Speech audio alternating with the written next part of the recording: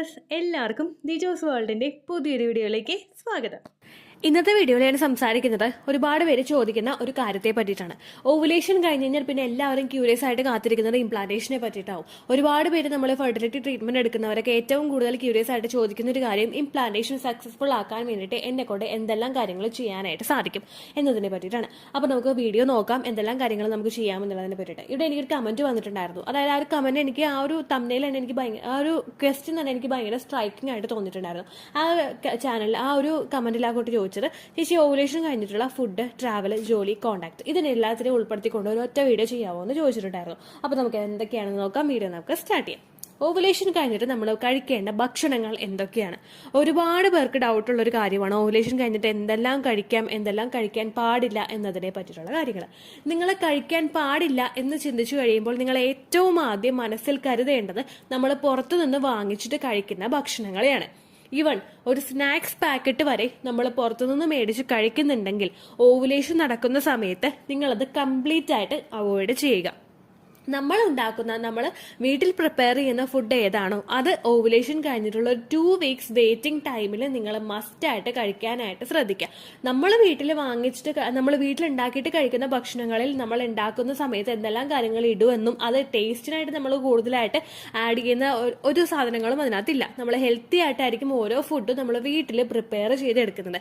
എന്നാൽ നേരെ മറിച്ച് ഒരു ഹോട്ടലിൽ ഒരു സാധനം പ്രിപ്പയർ ചെയ്തത് എങ്ങനെയാണെന്നും നിങ്ങളിപ്പോൾ പാക്കറ്റിൽ ജസ്റ്റ് ഒരു കപ്പ് ഓർത്തതോ അല്ലെങ്കിൽ എന്തെങ്കിലും നിങ്ങൾ ഒരു പാക്കറ്റിൽ മേടിച്ച് കഴിക്കുന്നുണ്ടെങ്കിൽ നിങ്ങൾ ചിന്തിക്കുക, ആ ഒരു ഓയിൽ അവരെന്തെല്ലാം കാര്യങ്ങളിട്ട് ഫ്രൈ ചെയ്ത് അതിലിട്ട് എടുക്കുന്നുണ്ടാകും. എത്രത്തോളം ഫ്രൈ ചെയ്ത് എടുക്കുന്ന ഓയിലുള്ള കുക്ക് ചെയ്തിട്ടുള്ള സാധനമായിരിക്കും നിങ്ങൾ കഴിക്കുന്നത്.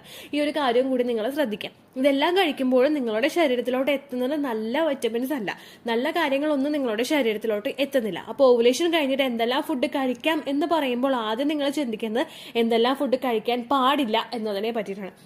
നമ്മൾ ബാക്കിയുള്ള ഭക്ഷണങ്ങൾ ഏതൊക്കെയായാലും ഈവൻ പൈനാപ്പിൾ ആയാലും പപ്പായ ആയാലും ഒരെണ്ണമൊക്കെ കഴിച്ചെന്ന് വിചാരിച്ചിട്ട് നമുക്ക് ഒന്നും സംഭവിക്കാനായിട്ട് പോവില്ല. അതായത് ഒരു വലിയ പച്ചപ്പപ്പായ കഴിച്ചിട്ട് നമുക്ക് പീരിയഡ്സ് ആകും എന്നാണ് പറയുന്നത്. നമ്മളിപ്പോൾ ഒരു പച്ചപ്പപ്പായ അറിയാതെ ഒരു സ്ത്രീ ഒരു പീസ് കഴിച്ചു പോയി എന്ന് വിചാരിച്ചിട്ട് അതൊരിക്കലും നമുക്കൊരു പ്രഗ്നൻസിയെ പ്രിവെന്റ് ചെയ്യുന്നതിന് കാരണമാകില്ല. എന്നാൽ നേരെ മറിച്ച് നമ്മൾ പുറത്തുനിന്നൊരു ഭക്ഷണം കഴിക്കുന്നുണ്ടെങ്കിൽ ആ പുറത്തുനിന്ന് കഴിക്കുന്ന ഭക്ഷണവും ഒരു പീസാണ് നമ്മൾ കഴിക്കുന്നുണ്ടെങ്കിൽ, ഇപ്പോൾ ഒരു KFC ചിക്കൻ നമ്മൾ മേടിച്ചു, ഒരു ഫുൾ ബക്കറ്റ് നമ്മൾ മേടിച്ചു, അതിൽ ഒരു പീസ് നമ്മൾ കഴിക്കുന്നുണ്ടെങ്കിൽ അതും നമുക്ക് ഹാർംഫുൾ അല്ല. എന്നാൽ കണ്ടിന്യൂസ് ആയിട്ട് നമ്മൾ ഈ ഒരു മിസ്റ്റേക്ക് ചെയ്തുകൊണ്ടിരിക്കുന്നുവെങ്കിൽ നമുക്ക് ഉറപ്പായിട്ടും ഇത് ഹാർംഫുൾ എഫക്ട് കൊണ്ടുവന്ന് തരും. ഓവുലേഷൻ കഴിഞ്ഞിട്ട് ഒരു സ്ത്രീ ഒരു പപ്പായ വീതം ഓരോ ദിവസവും നമ്മൾ കഴിച്ചുകൊണ്ടിരിക്കുകയാണെങ്കിൽ അത് നമ്മുടെ യൂട്രസിൽ കോൺട്രാക്ഷൻസ് ഉണ്ടാക്കുന്നതിന് കാരണമാകുന്നു.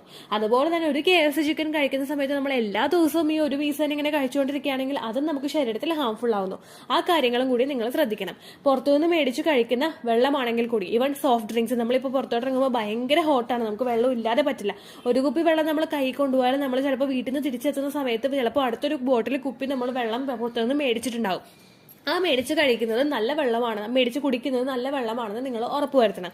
ഒരുപാട് സോഡാസും, അതായത് 7up, സ്പ്രൈറ്റ് അങ്ങനെയുള്ള സോഡാസ് ഒക്കെ നിങ്ങൾ മേടിച്ച് കഴിക്കുന്നത്, നിങ്ങൾ വേറെ അല്ലാതെ സ്ലൈസ് കഴിക്കുന്നത്, ഇങ്ങനെയുള്ള മാംഗോ ഡ്രിങ്ക്സ് എല്ലാം നിങ്ങൾ മേടിച്ച് കഴിക്കുന്നത്, അല്ലെങ്കിൽ വേറെ ഏതെങ്കിലും ജ്യൂസസ് നിങ്ങൾ മേടിച്ച് കുടിക്കുന്നത്, ഇതെല്ലാം തന്നെ നമ്മുടെ ശരീരത്തിൽ എക്സസ് ആയിട്ട് കഫീനും അതുപോലെ ഷുഗറും ഷൂട്ടപ്പ് ചെയ്യുന്നതിന് കാരണമാവുന്നു.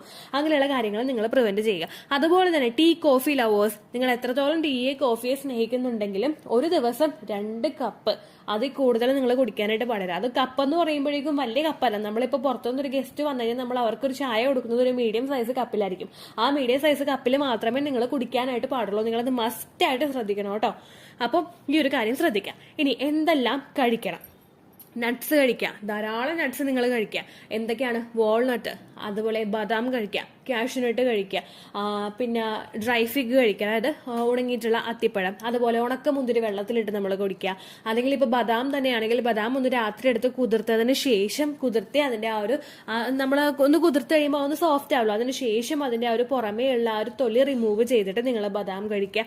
അതുപോലെ ഡ്രൈ ഫിഗ്, അത്തിപ്പഴം നിങ്ങൾ വെള്ളത്തിലിട്ടിട്ട് 2 അത്തിപ്പഴം മതി കേട്ടോ, അത് വെള്ളത്തിലിട്ടിട്ട് നിങ്ങൾ രാവിലെ എഴുന്നേൽക്കുമ്പോഴേക്കും അത് കുടിക്കാനായിട്ട് ശ്രദ്ധിക്കുക, കഴിക്കാനായിട്ട് ശ്രദ്ധിക്കുക. ഉണക്കമുന്തിരി നിങ്ങൾ വെള്ളത്തിലിട്ട് ആ വെള്ളവും ഉണക്കമുന്തിരിയും നിങ്ങൾ അങ്ങോട്ട് കഴിക്കുക. അതുപോലെ കാഷ്യൂനട്ട് ആണെങ്കിൽ ഒരു 2-3 കാഷ്യൂനട്ട് നിങ്ങൾ എടുത്തിട്ട് കഴിക്കുക. അതുപോലെ ഈന്തപ്പഴമാണെങ്കിൽ 2 ഈന്തപ്പഴം അല്ലെങ്കിൽ 1 ഈന്തപ്പഴം വെച്ചിട്ട് നിങ്ങൾ കഴിക്കുക. ഇതെല്ലാം നട്ട്സിന്റെ കാറ്റഗറിയിൽ വരുന്ന നട്ട്സിന്റെ ഡ്രൈ ഫ്രൂട്ട്സിന്റെ കാറ്റഗറിയിൽ വരുന്നത് നിങ്ങൾക്ക് പ്രഗ്നൻസി സപ്പോർട്ട് ചെയ്യാനായിട്ട് സഹായിക്കുന്നതുമാണ്. ഇനി വെജിറ്റബിൾസ് എന്ന് പറയുമ്പോഴേക്കും പച്ച നിറത്തിലുള്ള കറികൾ, പച്ചക്കറികൾ എന്ത് നിങ്ങൾ കണ്ടാലും അതെല്ലാം നിങ്ങൾ കഴിച്ചോളാം. നിങ്ങൾക്ക് ഒരുപാട് ബെനിഫിറ്റുകൾ വരും. നമ്മളിപ്പോൾ ചീര കഴിക്കുന്നത് നല്ലതാണ്, അതുപോലെ ബ്രൊക്കോളി കഴിക്കുന്നത് നല്ലതാണ്, ക്യാബേജ് കഴിക്കുന്നത് നല്ലതാണ്. ഇതെല്ലാം തന്നെ നിങ്ങളുടെ ഫെർട്ടിലിറ്റി ഇൻക്രീസ് ചെയ്യാനായിട്ട് സഹായിക്കും. ടൊമാറ്റോ കഴിക്കുന്നത് നല്ലതാണ്. പിന്നെ കഴിക്കുന്നത് നല്ലതാണ്, ചീര കഴിക്കുന്നത് നല്ലതാണെന്ന് വിചാരിച്ചിട്ട് എല്ലാ ദിവസവും ചീര അങ്ങനെ പാടില്ല. നമ്മൾ എന്താണോ കഴിക്കുന്നത് അത് ഒരു ദിവസം നിങ്ങൾ കഴിക്കുന്നുണ്ടെങ്കിൽ ഈ 14 ഡേയ്സ്, അതായത് ഓവുലേഷൻ കഴിഞ്ഞിട്ടുള്ള ഈ 14 ഡേയ്സ് നിങ്ങൾ ശ്രദ്ധിക്കുന്നുണ്ടെങ്കിൽ ഒരു ദിവസം ഒരു ടൈപ്പ് കറി നിങ്ങൾ ഉണ്ടാക്കി കഴിക്കാനായിട്ട് ശ്രദ്ധിക്കുക. ഒരു ദിവസം ചീരയാണെങ്കിൽ ഒരു ദിവസം ബീൻസ്, അല്ലെങ്കിൽ ഒരു ദിവസം പയറുവർഗ്ഗങ്ങൾ എന്തെങ്കിലും കഴിക്കുക. ഇപ്പോൾ കടല കഴിക്കാം, പരിപ്പ് കഴിക്കുക, വൻപയർ, ചെറുപയർ, ഇതെല്ലാം തന്നെ നിങ്ങൾ ഒരുപാട് ഫെർട്ടിലിറ്റി ഇൻക്രീസ് ചെയ്യാനായിട്ട് സഹായിക്കും. ഇതൊക്കെ മുളപ്പിച്ചിട്ട് കഴിക്കുന്നതും നല്ലതാണ് കേട്ടോ. ഇനി ഫ്രൂട്ട്സ് കഴിക്കാനാണെങ്കിൽ ഏതെല്ലാം ഫ്രൂട്ട്സ് കഴിക്കാന്ന് വെച്ച് കഴിഞ്ഞാൽ നമ്മൾ ഇതിപ്പോൾ ബനാനാസ് കഴിക്കാം, നമുക്ക് നമ്മുടെ ചെങ്കദളി പഴമുണ്ട് അത് കഴിക്കാം, അല്ലെങ്കിൽ നമ്മൾ ചെറുപഴം കഴിക്കാം. ഏത്തപ്പഴമാണെങ്കിൽ നമുക്ക് പുഴുങ്ങിയിട്ട് കഴിക്കാവുന്നതാണ്. ബെറീസ് കഴിക്കാം, സ്ട്രോബെറി ആണെങ്കിൽ റാസ്ബെറി ആണെങ്കിൽ നിങ്ങൾക്ക് കഴിക്കാവുന്നതാണ്. ബ്ലൂബെറി ഇതെല്ലാം നിങ്ങൾക്ക് കഴിക്കാം. പേരയ്ക്ക കഴിക്കാം. അങ്ങനെയുള്ള ഫ്രൂട്ട്സ് ഒക്കെ നമുക്ക് കഴിക്കാവുന്നതാണ്. അവോക്കാഡോ കഴിക്കാം. അവോക്കാഡോ കിവിയൊക്കെ കുറച്ച് എക്സ്പെൻസീവ് ആണ്. നിങ്ങൾക്ക് എക്സ്പെൻസീവിലോട്ട് പോകാൻ താല്പര്യമില്ലെങ്കിൽ നമ്മൾ ചെറിയ പഴം മേടിക്കാൻ കിട്ടില്ല നമുക്ക് പുറത്തുനിന്ന്. നമ്മൾ സാധാരണയായിട്ട് കഴിക്കുന്ന ഞാലിപ്പൂവൻ പഴം, പാളയംകുടം പഴം, അതുപോലെ റെഡ് ബനാന, അത് ചെങ്കദളിപ്പഴം, ഇതൊക്കെ നിങ്ങൾ മേടിച്ച് കഴിക്കുന്നത് എന്തായാലും നിങ്ങൾക്ക് ഒരുപാട് ബെനിഫിറ്റുകൾ തരും കേട്ടോ. അതുപോലെ തന്നെ പേരയ്ക്ക നിങ്ങൾ കഴിക്കുന്നത് നല്ലതാണ്. ഇപ്പൊ നമുക്ക് മാങ്ങയുടെ സീസണാണ്. മാങ്ങ കൂടുതൽ കഴിക്കരുത് കേട്ടോ, കാരണം നമ്മുടെ ശരീരത്തിൽ ചൂട് നല്ലതുപോലെ കൂടും. നിങ്ങൾ ഏത് ഫ്രൂട്ട് കൊടുത്തോട്ടെ, നിങ്ങളിപ്പോൾ അവോക്കാഡോ ആയാലും കിവി ആയാലും നമ്മൾ അതിന്റെ വലിപ്പം അനുസരിച്ചിട്ട് നമ്മൾ കഴിക്കാം. നല്ല വലിപ്പമുള്ളൊരു പഴമാണ് നിങ്ങൾ എടുക്കുന്നതെങ്കിൽ അത് ഒരെണ്ണം നിങ്ങൾ കഴിച്ചാൽ മതിയാകും.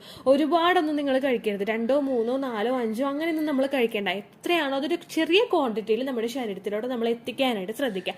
ഈ നട്ട്സ് ഒക്കെ നിങ്ങൾ സ്നാക്സ് ആയിട്ട് എടുക്കാനായിട്ട് ശ്രദ്ധിക്കുക. മീൽസ് കഴിച്ച് കഴിഞ്ഞിട്ട് ഒരു ഇടയ്ക്കുള്ള സമയത്ത്, ഒരു ചായ കുടിക്കുന്ന സമയത്തോ, അല്ലെങ്കിൽ ബ്രേക്ക്ഫാസ്റ്റ് ഇപ്പോൾ നിങ്ങൾ ഒരു 8 മണിക്ക് കഴിക്കുന്ന ഒരാളാണെങ്കിൽ ഒരു 10-11 മണിയുള്ള ഒരു സമയത്തോ നിങ്ങളിത് കഴിക്കുക. ഈ നട്ട്സ് ഒക്കെ നമ്മൾ ആ ഒരു ഗ്യാപ്പ് ഇട്ടിട്ട്, അതായത് ഭക്ഷണം കഴിച്ചിട്ട് കുറെ നേരം കഴിഞ്ഞിട്ട് നമ്മൾ ഗ്യാപ്പ് ഇട്ട് കഴിയുമ്പോഴേക്കും നമുക്ക് അതിന്റെ ഗുണങ്ങൾ ഒരുപാട് കിട്ടും കേട്ടോ. പിന്നെ എത്രത്തോളം വെള്ളം നിങ്ങളെ കൊണ്ട് കുടിക്കാൻ പറ്റുമോ അത്രത്തോളം വെള്ളം നിങ്ങൾ കുടിക്കുക. ഭയങ്കര ബെനിഫിഷ്യലാണ് വെള്ളം കുടിക്കുന്നത്. ഇപ്പോൾ ചൂട് സമയം ആയതുകൊണ്ട് അത്യധികം ഗുണം ചെയ്യും കേട്ടോ. രണ്ടാമത്തെ താക്കുട്ടി ചോദിച്ചത് ട്രാവൽ ചെയ്യുന്ന സമയത്ത് നമ്മൾ ശ്രദ്ധിക്കേണ്ട കാര്യം, ഇംപ്ലാന്റേഷൻ നടക്കുന്നു എന്ന് വിചാരിച്ചിട്ട് ജോലിക്ക് പോകുന്ന ഒരു സ്ത്രീക്ക് 2 ആഴ്ച റെസ്റ്റ് എടുത്ത് നിൽക്കാനായിട്ട് സാധിക്കില്ല. അപ്പോൾ നമ്മൾ എന്ത് ചെയ്യണം? ട്രാവൽ ചെയ്യുമ്പോൾ നമ്മൾ പ്രത്യേകം ശ്രദ്ധിക്കണം. നിങ്ങൾ ഓട്ടോയിലാണ് പോകുന്നതെങ്കിൽ ആ ഓട്ടോയിലെ ചേട്ടനോടൊന്ന് പറയാം, ഞാൻ പ്രഗ്നന്റ് ആണ് എന്ന് തന്നെ പറയാം. അപ്പോൾ അങ്ങനെ പറയുമ്പോഴേക്കും അവരൊന്ന് കെയർഫുൾ ആയിട്ട് വണ്ടി ഓടിക്കും. നമ്മുടെ റോഡിന്റെ അവസ്ഥ നമുക്കറിയാം. നമ്മളിപ്പോൾ എവിടെയെങ്കിലും പോകണമെങ്കിൽ, ഇപ്പോൾ 2 വീലറിലാണ് നിങ്ങൾ പോകണമെങ്കിൽ 9 മണിക്ക് ഓഫീസിൽ പോകണമെങ്കിൽ 8:45 വീട്ടിൽ നിന്ന് ഇറങ്ങുന്ന കാര്യം ചിന്തിക്കാതെ ഒരു 8:30 ആകുമ്പോൾ നിങ്ങൾ വീട്ടിൽ നിന്ന് ഇറങ്ങുക. അപ്പോൾ നിങ്ങൾക്ക് സ്ലോവിൽ വണ്ടി ഓടിച്ച് പോകാനായിട്ട് സാധിക്കും. ഒരുപാട് പേരുണ്ട് പ്രഗ്നൻസിയുടെ സമയത്ത് ട്രാവൽ ചെയ്തിട്ട് ഒരു പ്രശ്നവും സംഭവിക്കാത്തവർ, ട്രാവൽ ചെയ്തിട്ട് കുഞ്ഞിനെ നഷ്ടമായി പോയവർ. എനിക്ക് ട്രാവൽ ചെയ്തിട്ട് എൻ്റെ കുഞ്ഞിനെ നഷ്ടമായിട്ടില്ല, പക്ഷെ എൻ്റെ ഒരു ചേച്ചിക്ക് ട്രാവൽ ചെയ്തിട്ട് കുഞ്ഞിനെ നഷ്ടമായി. അപ്പോൾ 2 പേര് 2 സിറ്റുവേഷനിലുള്ളവരും 2 ഏജിലുള്ളവരുമായിരുന്നു ആ ഒരു സമയത്ത്. അപ്പോൾ ആ ഒരു കാര്യം കൂടെ നിങ്ങൾ ശ്രദ്ധിക്കുക. ബസ്സിലൊക്കെയാണ് ട്രാവൽ ചെയ്യുന്നതെങ്കിൽ മിഡിൽ സീറ്റിൽ നിങ്ങൾ ഇരിക്കാനായിട്ട് ശ്രദ്ധിക്കുക. സീറ്റ് കിട്ടിയിട്ടില്ലെങ്കിൽ മിഡിലിൽ നിങ്ങൾ നിൽക്കുക. ഇനിയിപ്പോൾ ടാക്സിയിലാണ് പോകുന്നതെങ്കിൽ ആ കാര്യം ശ്രദ്ധിക്കുക. ബൈക്കിലാണ് പോകുന്നതെങ്കിൽ ഹസ്ബൻഡിനോട് പറയുക, നമുക്ക് ഇങ്ങനെ ശ്രദ്ധിക്കണം, ആ ഒരു കാര്യമുണ്ട്, നിങ്ങൾ ഗട്ടറാണോ ഒന്ന് സൂക്ഷിച്ച് ഓടിക്കാന്ന് പറയാം. സ്വയമാണോ ഓടിക്കുന്നതെങ്കിൽ അധികം സ്പീഡിലൊന്നും പോകാതെ ബ്രേക്ക് പിടിച്ച് സ്ലോയിൽ പോകാനായിട്ട് ശ്രദ്ധിക്കുക. അതാണ് നിങ്ങൾ ട്രാവലിൽ ശ്രദ്ധിക്കേണ്ട ഒരു കാര്യം. ലോങ് ട്രാവൽ നിങ്ങൾ പോകുന്നുണ്ടെങ്കിൽ കുറച്ച് നേരം ഒന്ന് നിന്ന് റിലാക്സ് ആയിട്ട് കുറേ നല്ലോണം വെള്ളമൊക്കെ കുടിച്ചിട്ട് ഒന്ന് ട്രാവൽ ചെയ്യുക. നമ്മളിങ്ങനെ ഒറ്റ ഇരിപ്പ് അങ്ങോട്ട് ഇരിക്കുമ്പോഴേക്കും നമ്മുടെ ബ്ലഡ് സർക്കുലേഷനിൽ കുറച്ച് ബുദ്ധിമുട്ടുണ്ടാകും. അതുകൊണ്ടൊന്ന് നേരെ നിന്ന് ഇത്തിരി വെള്ളമൊക്കെ കുടിച്ച് റിലാക്സ്ഡ് ആയിട്ട് പോകുന്നത് ബ്ലഡ് സർക്കുലേഷൻ കൂട്ടാനായിട്ട് നമ്മളെ ഒരുപാട് സഹായിക്കും കേട്ടോ. അടുത്തത് ഒരു ഡൗട്ട് എന്ന് പറയുന്നത് ജോലി. എന്തെല്ലാം ജോലികൾ നമുക്ക് ചെയ്യാം? എന്തെല്ലാം ജോലികൾ ചെയ്യാന്ന് വെച്ച് കഴിഞ്ഞാൽ നമ്മുടെ ലോവർ അബ്ഡമൻ ഭാഗത്ത് അധികം പ്രഷർ കൊടുക്കാത്ത ഏത് ടൈപ്പ് ജോലികളും നിങ്ങൾക്ക് ചെയ്യാം. പിന്നെ ഈ ജോലിയൊക്കെ ചെയ്യുന്ന സമയത്ത് നമ്മൾ ശ്രദ്ധിക്കേണ്ട കാര്യം, നമ്മൾ ഓവറായിട്ട് ടയേർഡ് ആകുന്നുണ്ടെങ്കിൽ ആ ഒരു സമയത്ത് നമ്മുടെ ജോലി നിർത്തിയിട്ട് നമ്മളൊന്ന് റിലാക്സ്ഡ് ആവാനായിട്ട് ശ്രദ്ധിക്കുക. അതായത് ഇപ്പോൾ എൻ്റെ സെക്കൻഡ് പ്രഗ്നൻസിയിൽ ഞാൻ ഇങ്ങനെ തേങ്ങ ഇരണ്ടിക്കൊണ്ടിരിക്കുന്ന സമയത്ത് ഒരുപാട് നേരം നിൽക്കുന്ന സമയത്തൊക്കെ എനിക്ക് ഭയങ്കര ബുദ്ധിമുട്ടായിരുന്നു. ഫുഡ് കുക്ക് ചെയ്യുന്ന സമയത്തൊക്കെ നമ്മൾ കുറേ നേരം നിൽക്കുമല്ലോ. ഇപ്പോൾ ചിക്കൻ കറിയൊക്കെ ആണെങ്കിൽ ആ ഒരു സവാളയൊക്കെ വരണ്ട് വന്നവരെ ആ ഒരു നിപ്പ് ഞാനവിടെ നിൽക്കും. അങ്ങനെ നിൽക്കുമ്പോഴേക്കും പ്രശ്നം എന്താണെന്ന് വെച്ച് കഴിഞ്ഞാൽ നമ്മൾ കുറേ അങ്ങനെ നിൽക്കുമ്പോഴേക്കും നമുക്ക് ഭയങ്കര ഒരു തളർച്ച ഫീൽ ചെയ്യും. അങ്ങനെയുള്ള സമയത്ത് കുഴപ്പമില്ല, തളർച്ചയില്ല എന്ന് വിചാരിക്കുക. നമ്മൾ റെസ്റ്റ് നമ്മുടെ ബോഡിക്ക് വേണ്ട സമയത്ത് നമ്മൾ റെസ്റ്റ് കംപ്ലീറ്റ് ആയിട്ട് എടുക്കുക. ഒരു 15 മിനിറ്റ് നമ്മൾ ജോലി ചെയ്യണമെങ്കിൽ ഒരു 5 മിനിറ്റ് നമുക്ക് റെസ്റ്റ് വേണമെങ്കിൽ നിങ്ങൾ ആ 5 മിനിറ്റ് റെസ്റ്റ് എടുക്കണം. ആ ഒരു കാര്യം നിങ്ങൾ ഉറപ്പുവരുത്താൻ നിങ്ങൾ 5 മിനിറ്റ് റെസ്റ്റ് എടുത്തേ പറ്റും. ആ ഒരു സമയത്ത് നിങ്ങൾ റിലാക്സ്ഡ് ആവാനായിട്ട് നോക്കുക. പിന്നെ ഒരു ടെറസിലൊക്കെയാണ് തുണി ഉണക്കാൻ ഇടുന്നതെങ്കിൽ 5-8 പ്രാവശ്യം ഒന്നും കയറി ഇറങ്ങാതെ ഒറ്റ ട്രിപ്പിൽ നമ്മൾ പോയി കാര്യം കണ്ടിട്ട് തിരിച്ചു വരിക. മുകളിലാണ് നിങ്ങളുടെ റൂമെങ്കിലും കുറേ തവണ ഇങ്ങനെ കയറി ഇറങ്ങാതെ കുളിക്കാൻ പോകുന്നു, ഡ്രസ്സ് എടുക്കാൻ പോകുന്നു, ഡ്രസ്സ് മടക്കി വെച്ചത് കൊണ്ടാക്കാൻ പോകുന്നു, മൊബൈൽ എടുക്കാൻ പോകുന്നു, ഇങ്ങനെ കയറി ഇറങ്ങാതെ നിങ്ങൾ ഒരു തവണ തന്നെ എല്ലാ കാര്യങ്ങളും തീർത്തിട്ട് ഇറങ്ങി വരാനായിട്ട് ശ്രദ്ധിക്കുക. അതുപോലെ തന്നെ റഷ് ഇല്ലാതെ നമ്മൾ പെട്ടെന്ന് സ്പീഡിൽ പോയി സ്പീഡിൽ ഇറങ്ങി വരിക അങ്ങനെയുള്ള കാര്യം ചെയ്യേണ്ട. നമ്മുടെ വയറൊന്ന് താങ്ങിയിട്ട് പയ്യെ നമ്മൾ ചെയ്യുക. നമ്മൾ ശ്രദ്ധിക്കണോടോ, ഇത്രയും നമ്മൾ കുറേ കാര്യങ്ങളൊക്കെ നമ്മൾ ശ്രദ്ധിക്കണം. അങ്ങനെ ശ്രദ്ധിച്ചാൽ മാത്രമേ നമുക്ക് പ്രഗ്നൻസി സക്സസ്ഫുൾ ആവുകയുള്ളൂ. അടുത്തതെന്ന് പറയുന്നത് ഫിസിക്കൽ കോണ്ടാക്ട് ആണ്. പ്രഗ്നൻസി ട്രൈ ചെയ്യുന്ന സമയത്ത് ഞങ്ങൾ ഫിസിക്കൽ കോണ്ടാക്ട് ചെയ്ത് കഴിഞ്ഞ് കഴിഞ്ഞാൽ ആ ഒരു കോണ്ടാക്ട് അവിടെ വെച്ച് നിർത്തുന്നതാണ് നല്ലത്. കാരണം എന്താണെന്ന് വെച്ച് കഴിഞ്ഞാൽ നിങ്ങൾക്ക് ചെറിയൊരു എക്സാമ്പിൾ ഞാൻ പറഞ്ഞുതരാം. നമ്മളിപ്പോൾ പ്രഗ്നന്റ് ആകുന്ന സമയത്ത് ഒരു ലാസ്റ്റത്തെ ട്രൈമസ്റ്ററിൽ നമുക്കൊരു ഡേറ്റ് ഒക്കെ അടുത്തിട്ട് ഡെലിവറി പെയിൻ വരാത്തവരോട് ഡോക്ടർ പറയും നിങ്ങൾ ഫിസിക്കൽ കോണ്ടാക്ട് ചെയ്തോളാൻ പറയും. അല്ലെങ്കിൽ നിങ്ങൾ സ്റ്റെപ്പൊക്കെ ഒന്ന് കയറി ഇറങ്ങാനായിട്ട് പറയും. എന്താ പറയണമെന്ന് വെച്ച് കഴിഞ്ഞാൽ ഫിസിക്കൽ കോണ്ടാക്ട് ചെയ്യുന്ന സമയത്ത് നമുക്കൊരു കോൺട്രാക്ഷൻ ചിലവരിൽ നിങ്ങൾ ആ ഒരു തെറ്റ് ചെയ്തു, അത് ചെയ്തെങ്കിൽ അത് ചെയ്തു പോയി, അതവിടെ കഴിഞ്ഞു, ഇനി അങ്ങോട്ട് ആവർത്തിക്കാണ്ടിരിക്കാൻ നിങ്ങൾ ശ്രദ്ധിക്കുക. ഇനി ഏതെങ്കിലും ഒരു സ്റ്റേജിൽ ഇപ്പം നമ്മൾ അനുസരിക്കുന്നത് പോലെ അല്ലെങ്കിൽ നമ്മളൊന്ന് കൺട്രോൾ ചെയ്യാൻ ശ്രമിക്കുന്നത് പോലെ ചിലപ്പോൾ നമ്മുടെ പാർട്ട്ണറിന് താല്പര്യം ഉണ്ടായിക്കണമെന്നില്ല. ഇതൊക്കെ എന്ന് ചിലപ്പോൾ അവർ ചിന്തിക്കാം. അല്ലെങ്കിൽ ചിലപ്പോൾ അവർക്ക് അതിന് താല്പര്യം ഉണ്ടാകുന്ന സമയത്ത് ഇതൊക്കെ ചിലപ്പോൾ ഒന്നും അല്ലാതെ നമുക്ക് ആയി പോകാനും സാധ്യതയുണ്ട്. രണ്ടുപേരും പർപ്പസ്ഫുള്ളി നമ്മൾ ആ ഒരു കാര്യത്തിനോട് ഇഷ്ടപ്പെട്ട് വരുന്ന സമയത്ത് സ്ത്രീയും പുരുഷനും ആ ഒരു കോണ്ടാക്ട് ചെയ്യാനായിട്ട് താല്പര്യപ്പെടുന്ന സമയത്ത് ചിലപ്പോൾ നമ്മൾ ആ കാര്യത്തെപ്പറ്റി ചിന്തിച്ചു കൊള്ളണമെന്നില്ല. അങ്ങനെയുള്ള സമയത്ത് നിങ്ങൾ ചെയ്യുന്ന സമയത്ത് ജസ്റ്റ് ഒന്ന് ചിന്തിക്കുക.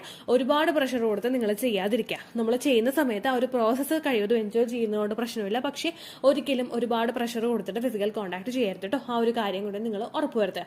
ഇനി ഇതിലൊന്നും പെടാത്തൊരു കാര്യം, സ്ട്രെസ് ഒരിക്കലും നിങ്ങൾ മനസ്സിൽ കൊണ്ട് നടക്കരുത്. നിങ്ങൾ എപ്പോഴൊക്കെ നിങ്ങൾക്ക് സ്ട്രെസ് വന്നാലും, ഞാൻ ഒരേ ഒരു കാര്യം പറയുന്നുള്ളൂ, എപ്പോഴൊക്കെ നിങ്ങൾക്ക് സ്ട്രെസ് വരുന്നുണ്ടോ അപ്പോഴൊക്കെ നിങ്ങൾ നിങ്ങളുടെ മൈൻഡ് ഡൈവേർട്ട് ചെയ്ത് നിങ്ങൾ വിടുക. എപ്പോഴാണ് അയ്യോ എനിക്കൊരു കുഞ്ഞില്ലല്ലോ എന്ന് ആലോചിക്കുന്നത് അപ്പം തന്നെ ആലോചിച്ചോളാം, മനസ്സിൽ ചിന്തിച്ചോളാം ആ ചേച്ചി പറഞ്ഞിട്ടുണ്ട് സ്ട്രെസ് പാടില്ല എന്ന്. അത് നിങ്ങൾ മനസ്സിൽ ഉറപ്പായിട്ടും ചിന്തിക്കണം. നമ്മൾ എത്രയൊക്കെ സ്ട്രെസ്സായിട്ട് നമ്മൾ പോകണോ, നമ്മൾ ഇതിനു മുമ്പ് ചെയ്ത എല്ലാ കാര്യങ്ങളും അങ്ങോട്ട് വീണുടഞ്ഞു പോകും. കാരണം നമ്മൾ എന്തെല്ലാം നട്ട്സ് കഴിച്ചാലും എന്തെല്ലാം ഫുഡ് ശ്രദ്ധിച്ചാലും എന്തെല്ലാം കാര്യങ്ങൾ ശ്രദ്ധിച്ചാലും ഒന്നും ഒരു കാര്യമില്ല. നമ്മളെ സ്ട്രെസ് വന്നു കഴിഞ്ഞ് കഴിഞ്ഞാൽ നമ്മുടെ ആ ഒരു കണക്ഷൻ അവിടെ സിഗ്നൽ വിട്ടു പോവുകയാണ് ചെയ്യുന്നത്. നമ്മുടെ ബ്രെയിനും നമ്മുടെ റീപ്രൊഡക്റ്റീവ് സിസ്റ്റവും തമ്മിലുള്ള ഒരു കണക്ഷൻ അവിടെ വിട്ടു പോയി കഴിഞ്ഞാൽ പിന്നെ അതുകൊണ്ട് എന്തെങ്കിലും ഒരു ഉപകാരം നമുക്ക് ഉണ്ടാവില്ല. അതുകൊണ്ട് നിങ്ങൾ സ്ട്രെസ് കംപ്ലീറ്റ് ആയിട്ട് അങ്ങോട്ട് അവോയ്ഡ് ചെയ്യാം കേട്ടോ. ഇങ്ങനെയുള്ള വീഡിയോസൊക്കെ ഫോളോ ചെയ്തിട്ട് എനിക്ക് തോന്നുന്നു ഇപ്പോൾ അടുപ്പിച്ച് ഒരുപാട് പേര് പറയുന്നുണ്ട് കൺസീവ് ആയെന്നുള്ളത്. എനിക്ക് എങ്ങനെയാണ് നിങ്ങളോട് നന്ദി പറഞ്ഞ് തീർക്കേണ്ടതെന്ന് അറിയില്ല. കാരണം മാതൃത്വം എന്നുള്ളൊരു ഫീൽ എന്താണെന്ന് അറിഞ്ഞവളാണ് ഞാൻ. 2 കുഞ്ഞുങ്ങൾ എനിക്കുണ്ട്. ആ ഒരു അമ്മയെന്ന് അവർ വിളിക്കുന്ന സമയത്തും അവരുടെ പ്രഗ്നൻസിയുടെ ആ ഒരു സ്റ്റേജിലും അവർ ചവിട്ടുമ്പോഴും അവരെ നോക്കി ചിരിക്കുമ്പോഴും ഒക്കെ ഞാൻ എത്രത്തോളം സന്തോഷം ഞാൻ അനുഭവിച്ചിട്ടുണ്ടെന്ന് എനിക്കറിയില്ല. എനിക്ക് നിങ്ങളോട് പറഞ്ഞ് അറിയിക്കാനായിട്ട് അറിയില്ല. ആ ഒരു അനുഭൂതി നിങ്ങൾ ഫീൽ ചെയ്യുന്നുണ്ടെന്ന് അറിയുന്നതിൽ എനിക്ക് ഒരുപാട് സന്തോഷമുണ്ട്. അതെല്ലാം നിങ്ങൾ ട്രൈ ചെയ്യാനായിട്ട് നോക്കാം. മറ്റുള്ളവരുടെ ഓരോരുത്തരുടെ വിധം കമന്റ്സ് ഇങ്ങനെ പോസ്റ്റ് ചെയ്യുന്നത് നിങ്ങൾക്ക് എല്ലാവർക്കും ഒരു മോട്ടിവേഷൻ ആവട്ടെ എന്ന് വിചാരിച്ചിട്ടാണ്. അങ്ങനെ പറയാനായിട്ട് നിങ്ങൾക്ക് ഈ കേട്ടുകൊണ്ടിരിക്കുന്ന എല്ലാവർക്കും പറ്റട്ടെ എന്ന് ഞാൻ ദൈവത്തിനോട് പ്രാർത്ഥിക്കാം കേട്ടോ. ഇത്രയേ ഉള്ളൂ വീഡിയോ. യൂസ്ഫുൾ ആയി കാണുമെന്ന് വിശ്വസിക്കുന്നു. യൂസ്ഫുൾ ആവുന്നുണ്ടെങ്കിൽ ലൈക്ക് ചെയ്യുക, ഫ്രണ്ട്സിനൊക്കെ ഷെയർ ചെയ്ത് കൊടുക്കുക കേട്ടോ. എന്തെങ്കിലും സംശയം ഉണ്ടെങ്കിൽ നിങ്ങൾ കമൻസിൽ ചോദിക്കുക. പണ്ടത്തെ വീഡിയോയ്ക്ക് കമൻസ് ഇടുന്നവർക്ക് റിപ്ലൈ ലഭിക്കുന്നില്ലെങ്കിൽ ലേറ്റസ്റ്റ് ആയിട്ട് ഞാൻ ഏത് വീഡിയോ ആണോ അപ്ലോഡ് ചെയ്യുന്നത് അതിന് താഴെ കമൻറ്റ് ഒന്ന് കോപ്പി പേസ്റ്റ് ചെയ്യാനായിട്ട് ശ്രദ്ധിക്കുക കേട്ടോ. അതുപോലെ ഓവുലേഷൻ ഡേറ്റ് കാൽക്കുലേറ്റ് ചെയ്ത് തരാനായിട്ട് റിക്വസ്റ്റ് ചെയ്യുന്ന ആളുകൾ എത്രയാണോ സൈക്കിൾ ലെങ്ത് അത് മെൻഷൻ ചെയ്യാനായിട്ട് ശ്രദ്ധിക്കുക. സൈക്കിൾ ലെങ്ത് എന്നതുകൊണ്ട് ഉദ്ദേശിച്ചത് ഓരോ മാസവും എത്ര ദിവസം കൂടുമ്പോഴാണോ ബ്ലീഡിങ് വരുന്നത് അതാണ് സൈക്കിൾ ലെങ്ത്. കഴിഞ്ഞ മാസം ഒരു 8-ാം തീയതിയാണ് ബ്ലീഡിങ് ആയതെങ്കിൽ ഈ മാസം 6-ാം തീയതിയാണ് ബ്ലീഡിങ് ആയതെങ്കിൽ കഴിഞ്ഞ മാസം 8-ാം തീയതി മുതൽ ഈ മാസം 6-ാം തീയതി വരെ എത്ര ദിവസമുണ്ടോ അത് കാലണ്ടറിൽ എണ്ണി തിട്ടപ്പെടുന്നതാണ് നിങ്ങളുടെ സൈക്കിൾ ലെങ്ത്. സൈക്കിൾ ലെങ്ത് നമ്മൾ കൃത്യമായിട്ട് കാൽക്കുലേറ്റ് ചെയ്യുകയാണെങ്കിൽ ഓവുലേഷൻ ഡേറ്റ് എളുപ്പത്തിൽ കണ്ടുപിടിക്കാൻ വേണ്ടിയിട്ട് ഒരുപാട് ആപ്ലിക്കേഷൻസും ഒരുപാട് ഓൺലൈൻ ആയിട്ടുള്ള വെബ്സൈറ്റുകളും ഇന്ന് നമുക്ക് അവൈലബിൾ ആണ്. പ്ലേ സ്റ്റോറിൽ പോയിട്ട് ഓൺലൈൻ ഓവുലേഷൻ ട്രാക്കർ എന്ന് ടൈപ്പ് ചെയ്ത് കഴിഞ്ഞാൽ നിങ്ങൾക്ക് അതുമായിട്ട് ബന്ധപ്പെട്ടിട്ടുള്ള ആപ്ലിക്കേഷൻസ് കിട്ടും. അത് പറ്റുന്നില്ല എങ്കിൽ ഗൂഗിളിൽ പോയിട്ട് ഓൺലൈൻ ഓവുലേഷൻ കാൽക്കുലേറ്റർ എന്ന് ടൈപ്പ് ചെയ്ത് കഴിഞ്ഞാൽ അതുമായിട്ട് ബന്ധപ്പെട്ടിട്ടുള്ള വെബ്സൈറ്റുകൾ നിങ്ങൾക്ക് കിട്ടും. അതിൽ നിങ്ങളുടെ ലാസ്റ്റ് മന്തിലെ മെൻസ്ട്രേഷൻ്റെ ഡേറ്റും ഒപ്പം ഞാൻ ഈ പറഞ്ഞ രീതിക്ക് നിങ്ങൾ കാൽക്കുലേറ്റ് ചെയ്യുന്ന സൈക്കിൾ ലെങ്ത്തും എൻ്റർ ചെയ്ത് കൊടുക്കുകയാണെങ്കിൽ നിങ്ങൾക്ക് കൃത്യമായിട്ട് ഓവുലേഷൻ ഡേറ്റ് കണ്ടുപിടിക്കാനായിട്ട് സാധിക്കും. ഫെർട്ടൈൽ ടൈം പീരീഡും നിങ്ങൾക്ക് കിട്ടും. അതായത് എത്ര ദിവസം മുതൽ കോൺടാക്ട് ചെയ്ത് തുടങ്ങിക്കഴിഞ്ഞാൽ നിങ്ങൾ പ്രഗ്നൻ്റ് ആകും എന്നുള്ളൊരു ഡേറ്റും നിങ്ങൾക്ക് പ്രോപ്പറായിട്ട് കിട്ടും കേട്ടോ. ഇത് കാൽക്കുലേറ്റ് കാൽക്കുലേറ്റ് ചെയ്യുന്ന സമയത്ത്, സൈക്കിൾ ലെങ്ത് കാൽക്കുലേറ്റ് ചെയ്യുന്ന സമയത്ത് നിങ്ങളുടെ ആ ഒരു കലണ്ടറിൽ നോക്കി തന്നെ നിങ്ങൾ കാൽക്കുലേറ്റ് ചെയ്യുക. പല മാസങ്ങളിലും 30-31 ദിവസമുണ്ട്, അതുകൊണ്ടാണ് അങ്ങനെ പറഞ്ഞത്. ഒപ്പം നിങ്ങൾക്ക് ബ്ലീഡിങ് തുടങ്ങിയ ദിവസത്തിന് വേണം നിങ്ങൾ Day 1 ആയിട്ട് എടുക്കാൻ വേണ്ടിയിട്ട്. സ്പോട്ടിങ് തുടങ്ങിയ ദിവസത്തിനെ, അതായത് ചെറുതായിട്ട് ഡിസ്ചാർജ് പോയി തുടങ്ങിയ ദിവസത്തിനെ നിങ്ങൾ കൺസിഡർ ചെയ്യേണ്ട ആവശ്യം ഇല്ല കേട്ടോ. അപ്പോൾ ഇത്രയേ ഉള്ളൂ വീഡിയോ. അടുത്തൊരു വീഡിയോ ആയിട്ട് നമുക്ക് വീണ്ടും കാണാം. ബൈ.